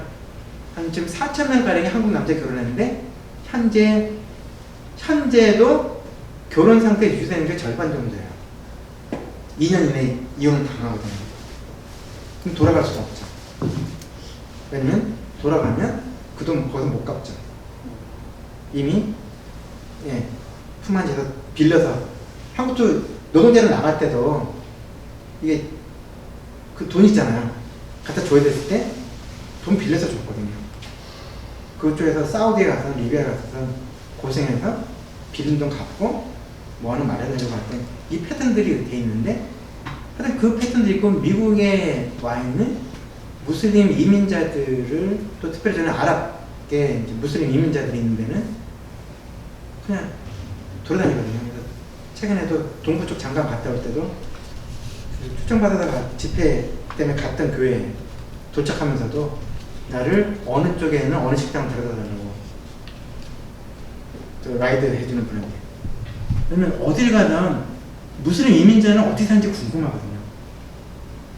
왜냐면 계속적으로 저도 접해왔던 것처럼 잘못한 것이 없어도 나쁜 놈인데 이민 지역에서의 삶이 쉽지 않잖아요.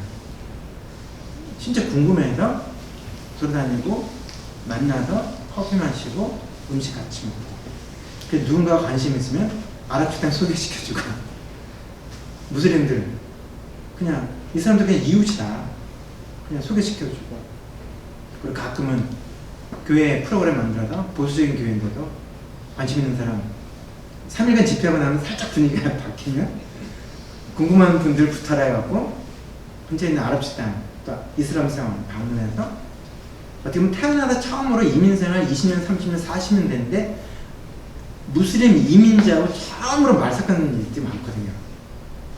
보니까 사람이네 이런 거죠. 근데 내가 다른 식당 다 가봤는데, 그러니까 우리 7학년들 이민 세대면 3, 40년 넘으셨잖아요. 근데 무슬림들이 있다는 생각을 해본 적이 없다는 분들이 많거든요. 그런 모습에서 만나고 나면 사람을 사람으로 보는 거지 저놈들 이렇게 보지는 않는 거죠. 그게 미디어에서 우리가 잘못 얻던 그 인포메이션 때문에 지금까지도 저까지 포함해가지고, 그런데 그게 이제 그 강론을 통해서야 이제서야 그렇구나 이렇게 알지, 실질적으로 우리가 인포메이션을 바로 얻을 수 있는 데는 거의 그래서 실은 이제 그 다른 종교 그룹보다 기독교 그룹이 모이는 빈도수가 많잖아요. 그리고 또 가장 많은 시간을 접하는 게 설교인데 일반적으로 설교 시간에도 이슬람에 대한 포비아나 무슬림에 대한 혐오감을 조장하는 얘기를 끝없이 하고 카카오톡을 통해서 정말 그런 게 많았어요. 예, 카카오톡 통해서 수없이 나오고 선교사라는 자들이 와서 무슬림들에 대한 악평을 늘어놓게 되니까 전방위적으로 내가 들어봤던 것은 진실이 되어버렸잖아요. 왜냐면 이곳에 와서 현장에서도 실은 무슬림이 많은 곳에 사는 거죠.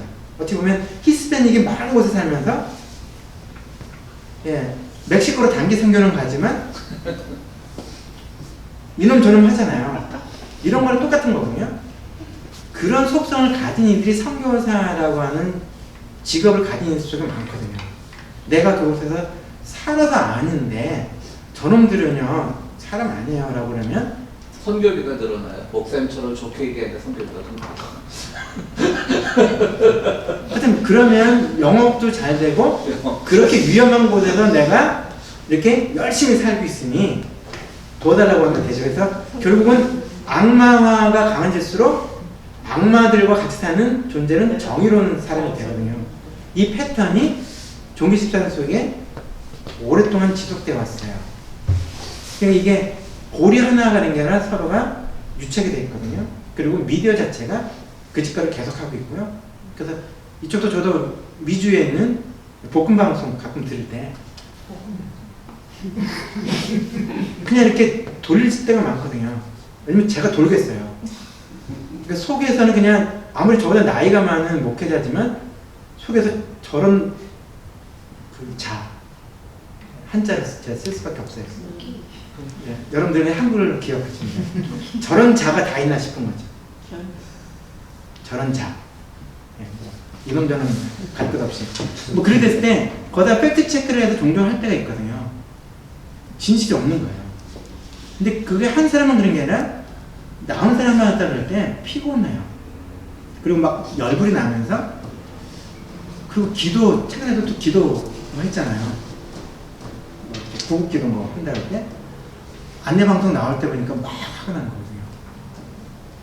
좌파부터 시작해서 이슬람이어서 한국이 동성애는 뭐 저를 좀 막 할 때 그러니까 전방위적인 것 속에 이슬람이 끼어들어갔고 그 패턴은 종국 프레임이 좀 약화될 때 종국보다 더 센 것이 이슬람 테러리즘이었거든요.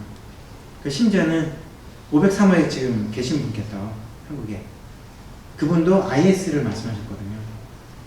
테러 집단이 우리 보편적으로 저희가 잘못 있는 알고 있는 건지도 모르지만 여성에 대한 어떤 억압과 불평등에 대한 거는 존재하는 건 사실이에요. 네.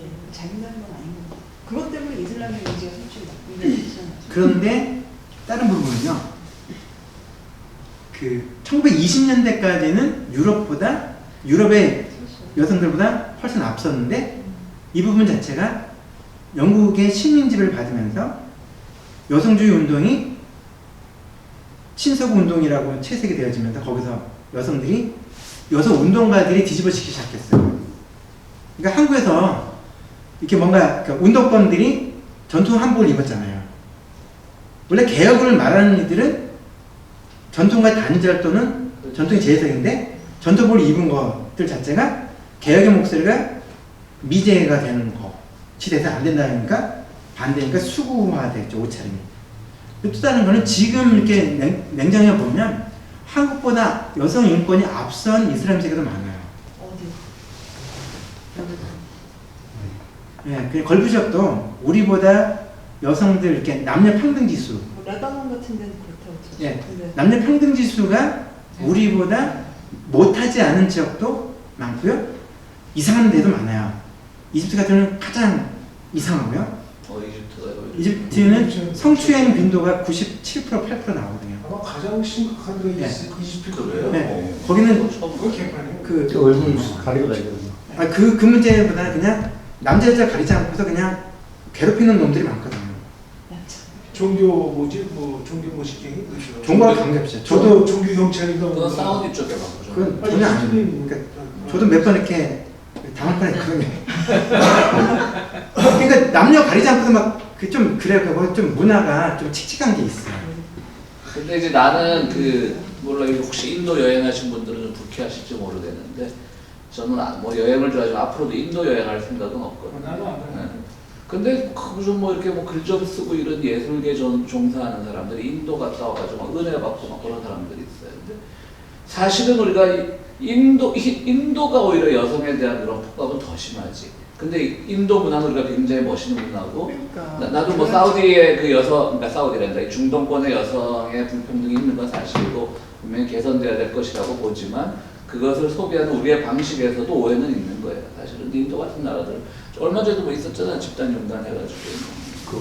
오제이 여성이 사건이라고. 서구와 같은 대접을 못 받는다고 해서 그 나라가 뭐. 근데 큰 부분 속에 하나는 한국보다 네. 계급제도 때문에 평균적으로 이슬람 세계를 말할 때 한국보다 20-30년 정도 여성에 대한 네. 그 사회적 처우가 뒤떨어진 면이 있다. 예. 근데 그 스페인만 해도 예. 그 한국보다 그 남녀 평등 지수가 낮아요. 지금 예. 그 요번 최근에 뭐 크게 대문났잖아요. 뭐였더라 맞아. 무슨 강간 사건을 예, 법을 예, 많이 안 예. 줘서 그렇지. 그런 거 안에서는 예, 한국보다 떨어지는 것도 있고 한국보다 앞선 것도 있다. 그래서 지금 그 여성 평등과 관계돼서 급속한 변화가 실은 중동에서 일어나는 것도 사실이고요. 그리고 뭐 좀 이게 선정적인 사건이 아니라 23살짜리 여성이 장관이 되기도 하는 이슬람 국가도 존재해요. 근데 궁금한 거 있잖아요.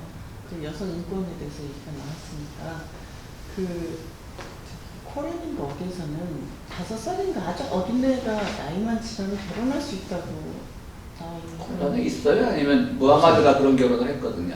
창시자가. 그런 것뿐만 코란에 있어요? 아니라 너무 이제 정말 이게 뭐 끔찍한 사건들을 그래서 봤는데 여자가 뭐 잘못을 하면 뭐를 어떻게 뭐 하는 게 코란에 나와 있다고 그러더라고요. 그렇기 때문에 오히려 그런 것 때문에 아마 그거는 코란 본문이 말하지 않는 바에 대한 무식한 문자주의적 해석을 하는 일부의 어떤 아니 그렇게 말씀하시지 말고 네. 아무리 그럼 모든 사람이 종교 공부를 종교라는 건 무식한 사람이 들어도 깨달음이 올 수 있는 그런 거가 되는데 자기는 그러니까 그게 지금 못 목사님 말씀하는 게 아니라 그게 코란 말고 문자가 그 밑에 뭐죠? 그 법률 그 이름 하디스고 뭐죠? 다 있는데 다른 거는 예를 들어서 중동에서 이슬람 국가에서 그런 사건이 벌어지면 그 사람에 대해서 처벌이 일어난다는 거거든요.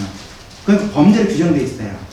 강간행위도 범죄고 간통도 범죄고 간음도 범죄고 다 범죄로 규정돼 있고 거기에 대한 단속이 법적인 질서가 다 유지돼서 진행되고 있다는 것도 사실이에요. 어쨌든 뭐 어떤 여자가 강퇴했다고 뭐 이슬람 전사들이 그래서 합법적으로 돌로 쳐서 죽이고 뭐 어제 났거든요. 그러니까 예를 들어 그냥 그런 거 됐을 때 이슬람 세계 17억이에요.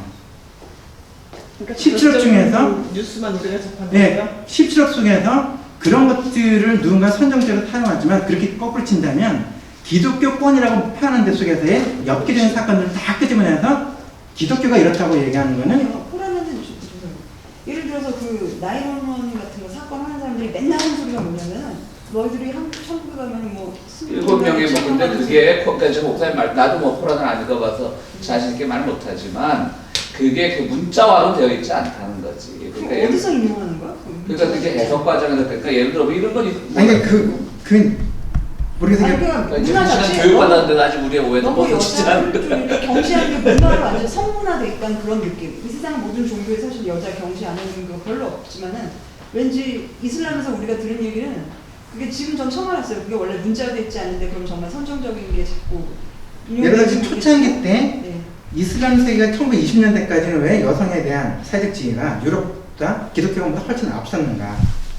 이슬람의 전통과 질서를 갖고 이렇게 유지해왔던 문명이거든요.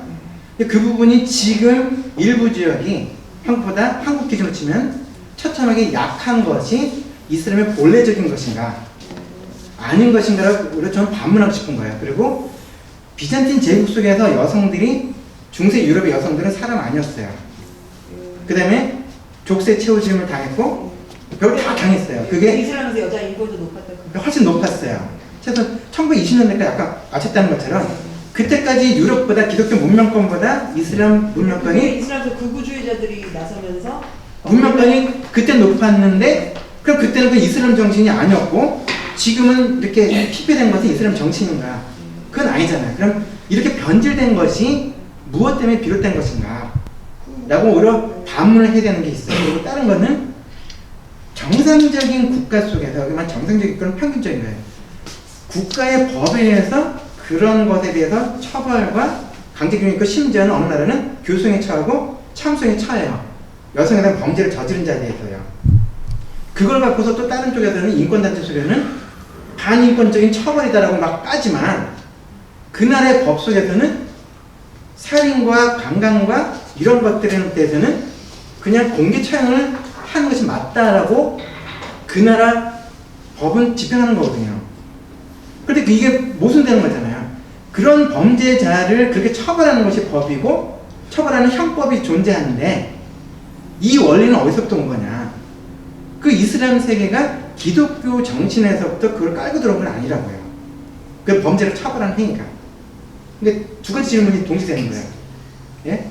말이 대답이 되게 어렵게 하신 것 같아요. 그러니까 뭐 쉽게 얘기해서 저는 이제 뭐 다 끝날 때가 돼서 이제 끝내셔야지 뭐 제가 뭐 마지막 좀 이렇게 정리를 하자면 우리 평화서다니까 제가 하겠습니다.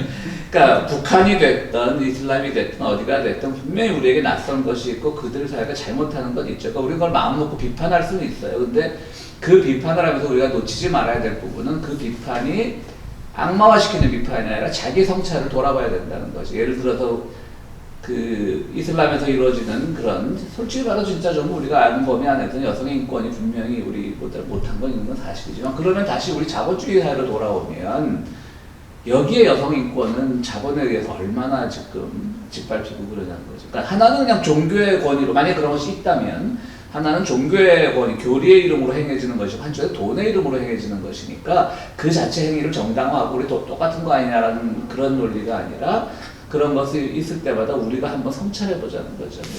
우리 지난번 서명삼 박사 강의할 때 제가 말씀드렸지만 북한에 갔다 온 사람들이 북한 교회가 가짜다라고 말을 한단 말이에요. 그럼 우리의 교회는 진짜냐? 우리는 그냥 돈을 숭배하는 교회인데 자본주의 사회 기독교는. 그럼 그 사회가 국가주의이기 때문에 국가의 통제를 받는 교회를 가짜라고 말할 때 우리는 자본주의 사회에서 자본의 통제를 받는 교회는 그럼 진짜냐? 이렇게 보자는 거죠. 그러니까 그들이 분명히 우리에게 낯선 것이 있고 잘못된 것이 있고 비판받을 부분이 다 있죠. 북한이 됐든 이슬람이 됐든 또 인도가 됐든 어디가 됐든 우리와는 다른 부분이 분명히 있지만 그것을 비판하지 말자는 것이 아니라 가능하면 자기 성찰을 하다 보면 그 사회에 또 그런 모습이 있겠구나가 좀 더 객관적으로 보일 수 있다는 거죠. 그리고 한 가지 또 하나는 아까 여성 인권 나올 때 한 말 중에 그 여성 할례 같은 것들은 이슬람 정통 이슬람과는 행해지지 않습니다. 주로 아까 요번에 저도 신문 기사 봤는데 그 아프리카 토속 종교하고 이슬람이 잘못 맺어져서 그런 것이지 여성 할례 같은 것들도 이슬람의 전통 코란에 나와 있지 않습니다. 근데 우리는 이슬람 하면 막 여성 할례부터 생각하고 그러죠. 두 가지 좀 저게 되는 거는 그 무슬림과 이슬람 이슈를 다룰 때는 이슬람의 언어를 전 써서 이슬람의 논리와 그쪽에 가치 기준이 있어요. 그거를 갖고서 비판하거든요. 잣대가 다른 것을 다른 기준을 갖고서 그것을 까는 것은 공정하지 않거든요. 그 사회가 갖고 있는 질서, 그 기준을 갖고서 그 사회를 내부의 언어로 비판하는 것이 필요하다. 그러니까 저는 한국에서도 무슬림 학자들이나 이맘들 만났을 때도 이슬람 얘기를 해요. 근데 그거는 기독교인이기 때문에 보는 것이 아니라 이쪽에는 이러한 가치관과 이런 것에 비춰볼 때 이건 가짜 아니냐. 그러니까 다음 달부터 이제 곧이서 라마단 시작되지만 본래 정신 다 깨진 거거든요. 원래는 금욕과 절제를 통해서 낮 시간에 먹던 2끼 정도가 그러니까 우리가 3끼 먹을 때 낮 시간에 안 먹으면 2끼가 남잖아요. 그걸 갖고도 가난한 자를 돌보는 것이었는데 요새는 폭식의 문화로 바뀌었을 때 이거는 잘못된 거 아니라고 이슬람의 언어로 저는 비판해요. 그리고 종교화되고 세속화된 종교들이 있거든요. 기독교인의 언어가 아니라 이슬람 세계 속에는 원래 정신이 이런데 지금은 엉망인 거 아니냐. 너는 어떻게 생각하냐라고 이렇게 얘기하는 것과 어떻게 저런 게 다 있어 뭐 이런 식으로 있는 접근의 차이가 좀 있다 해서 그건 큰 부분은 내부자 그들의 시선, 그들의 삶의 자리를 조금 이해하려고 하는 몸부림 속에서 다가서는 게 필요하다는 거고, 그리고 조금 이 전체적인 것 속에서 하나 제가 놓쳤던 거는 이슬람 무슬림이라는 개념과 요즘 말하는 기독교인 불교인 개념이 판단 기준이 다르다. 그러니까 30년에는 한국에서는 웬만하면 다 불교인이었어요. 기독교인 아니고 유교 아니면 불교였잖아요. 그냥 내려오는 종교처럼 생각했던 거거든요. 근데 지금은 선택으로 바뀌었잖아요. 그러니까 기독교인구나 불교인구가 폭망한 것처럼 보여지지만 옛날 그냥 가문의 종교, 집안의 내력이었던 것이 지금은 개인의 종교로 되니 숫자가 급감을 했잖아요. 근데 이슬람 세계는 여전히 집안의 내력으로 간주되어 있어요. 그래서 무슬림 하면 소위 말하는 이슬람 국가들, 무슬림이 절대자를 차지할 때는 태어날 때 호적에 무슬림 집안에서 태어나면 무조건 무슬림이에요. 그 사람의 개인의 결단, 확신 아무 관계없고요. 집안에서 누구도 사원은 이슬람 사원은 안 가도 무슬림인 거예요. 왜냐면 법적으로 무슬림 남자 집에 태어나면 법적인 무슬림이 돼요. 이것을 바꾸려고 하면 법원에서 허가를 받아야 돼요. 그러니까 웬만한 게 그냥 남아있어요. 이 기준과 기독교인 기준이 다르잖아요. 그래서 이거 공평하게 따지려고 하면 기독교도 집안의 종교로 간주해버려야 돼요. 할아버지 그냥 여기는 1400년이거든요.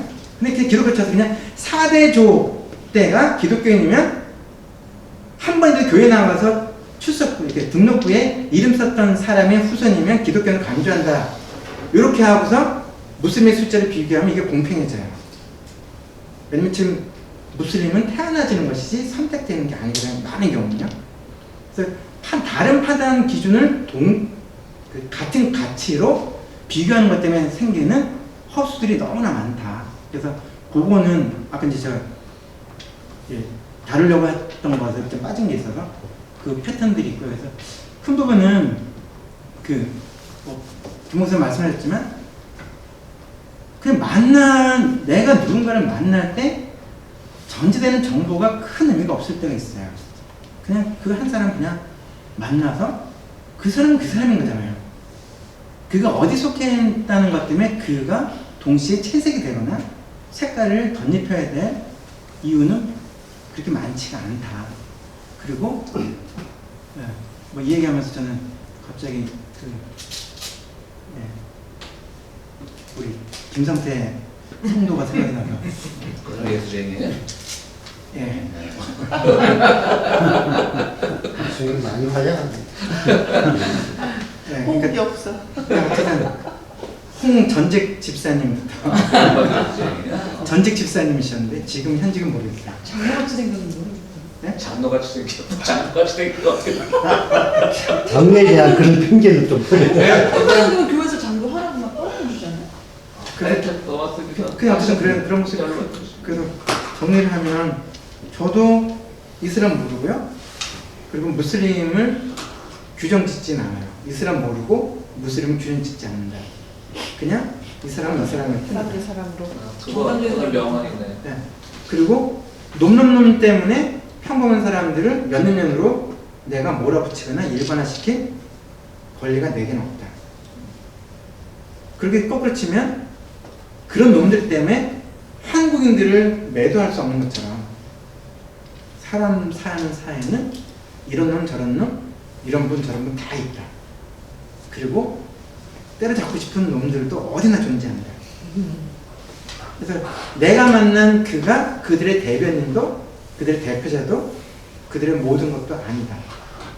그래서 이 부분 자체는 중동에 살면서 가끔 험한 꼴도 당했고 이렇게 죽을 수도 있겠구나라고 하는 위기감도 느꼈었고 그냥 욕설을 퍼부면서 길거리에서 욕하면서 싸운 적도 있었고 현지 경찰을 끌고서 경찰서로 끌고 가려고 했는 경험도 있었고 눈앞에서 사람이 죽는 것도 봤고 수많은 걸 겪었지만 평범한 사람들을 내가 겪었던 특수한 경우에 특별한 사람들과 이것을 이퀄로 취급할 수는 없다.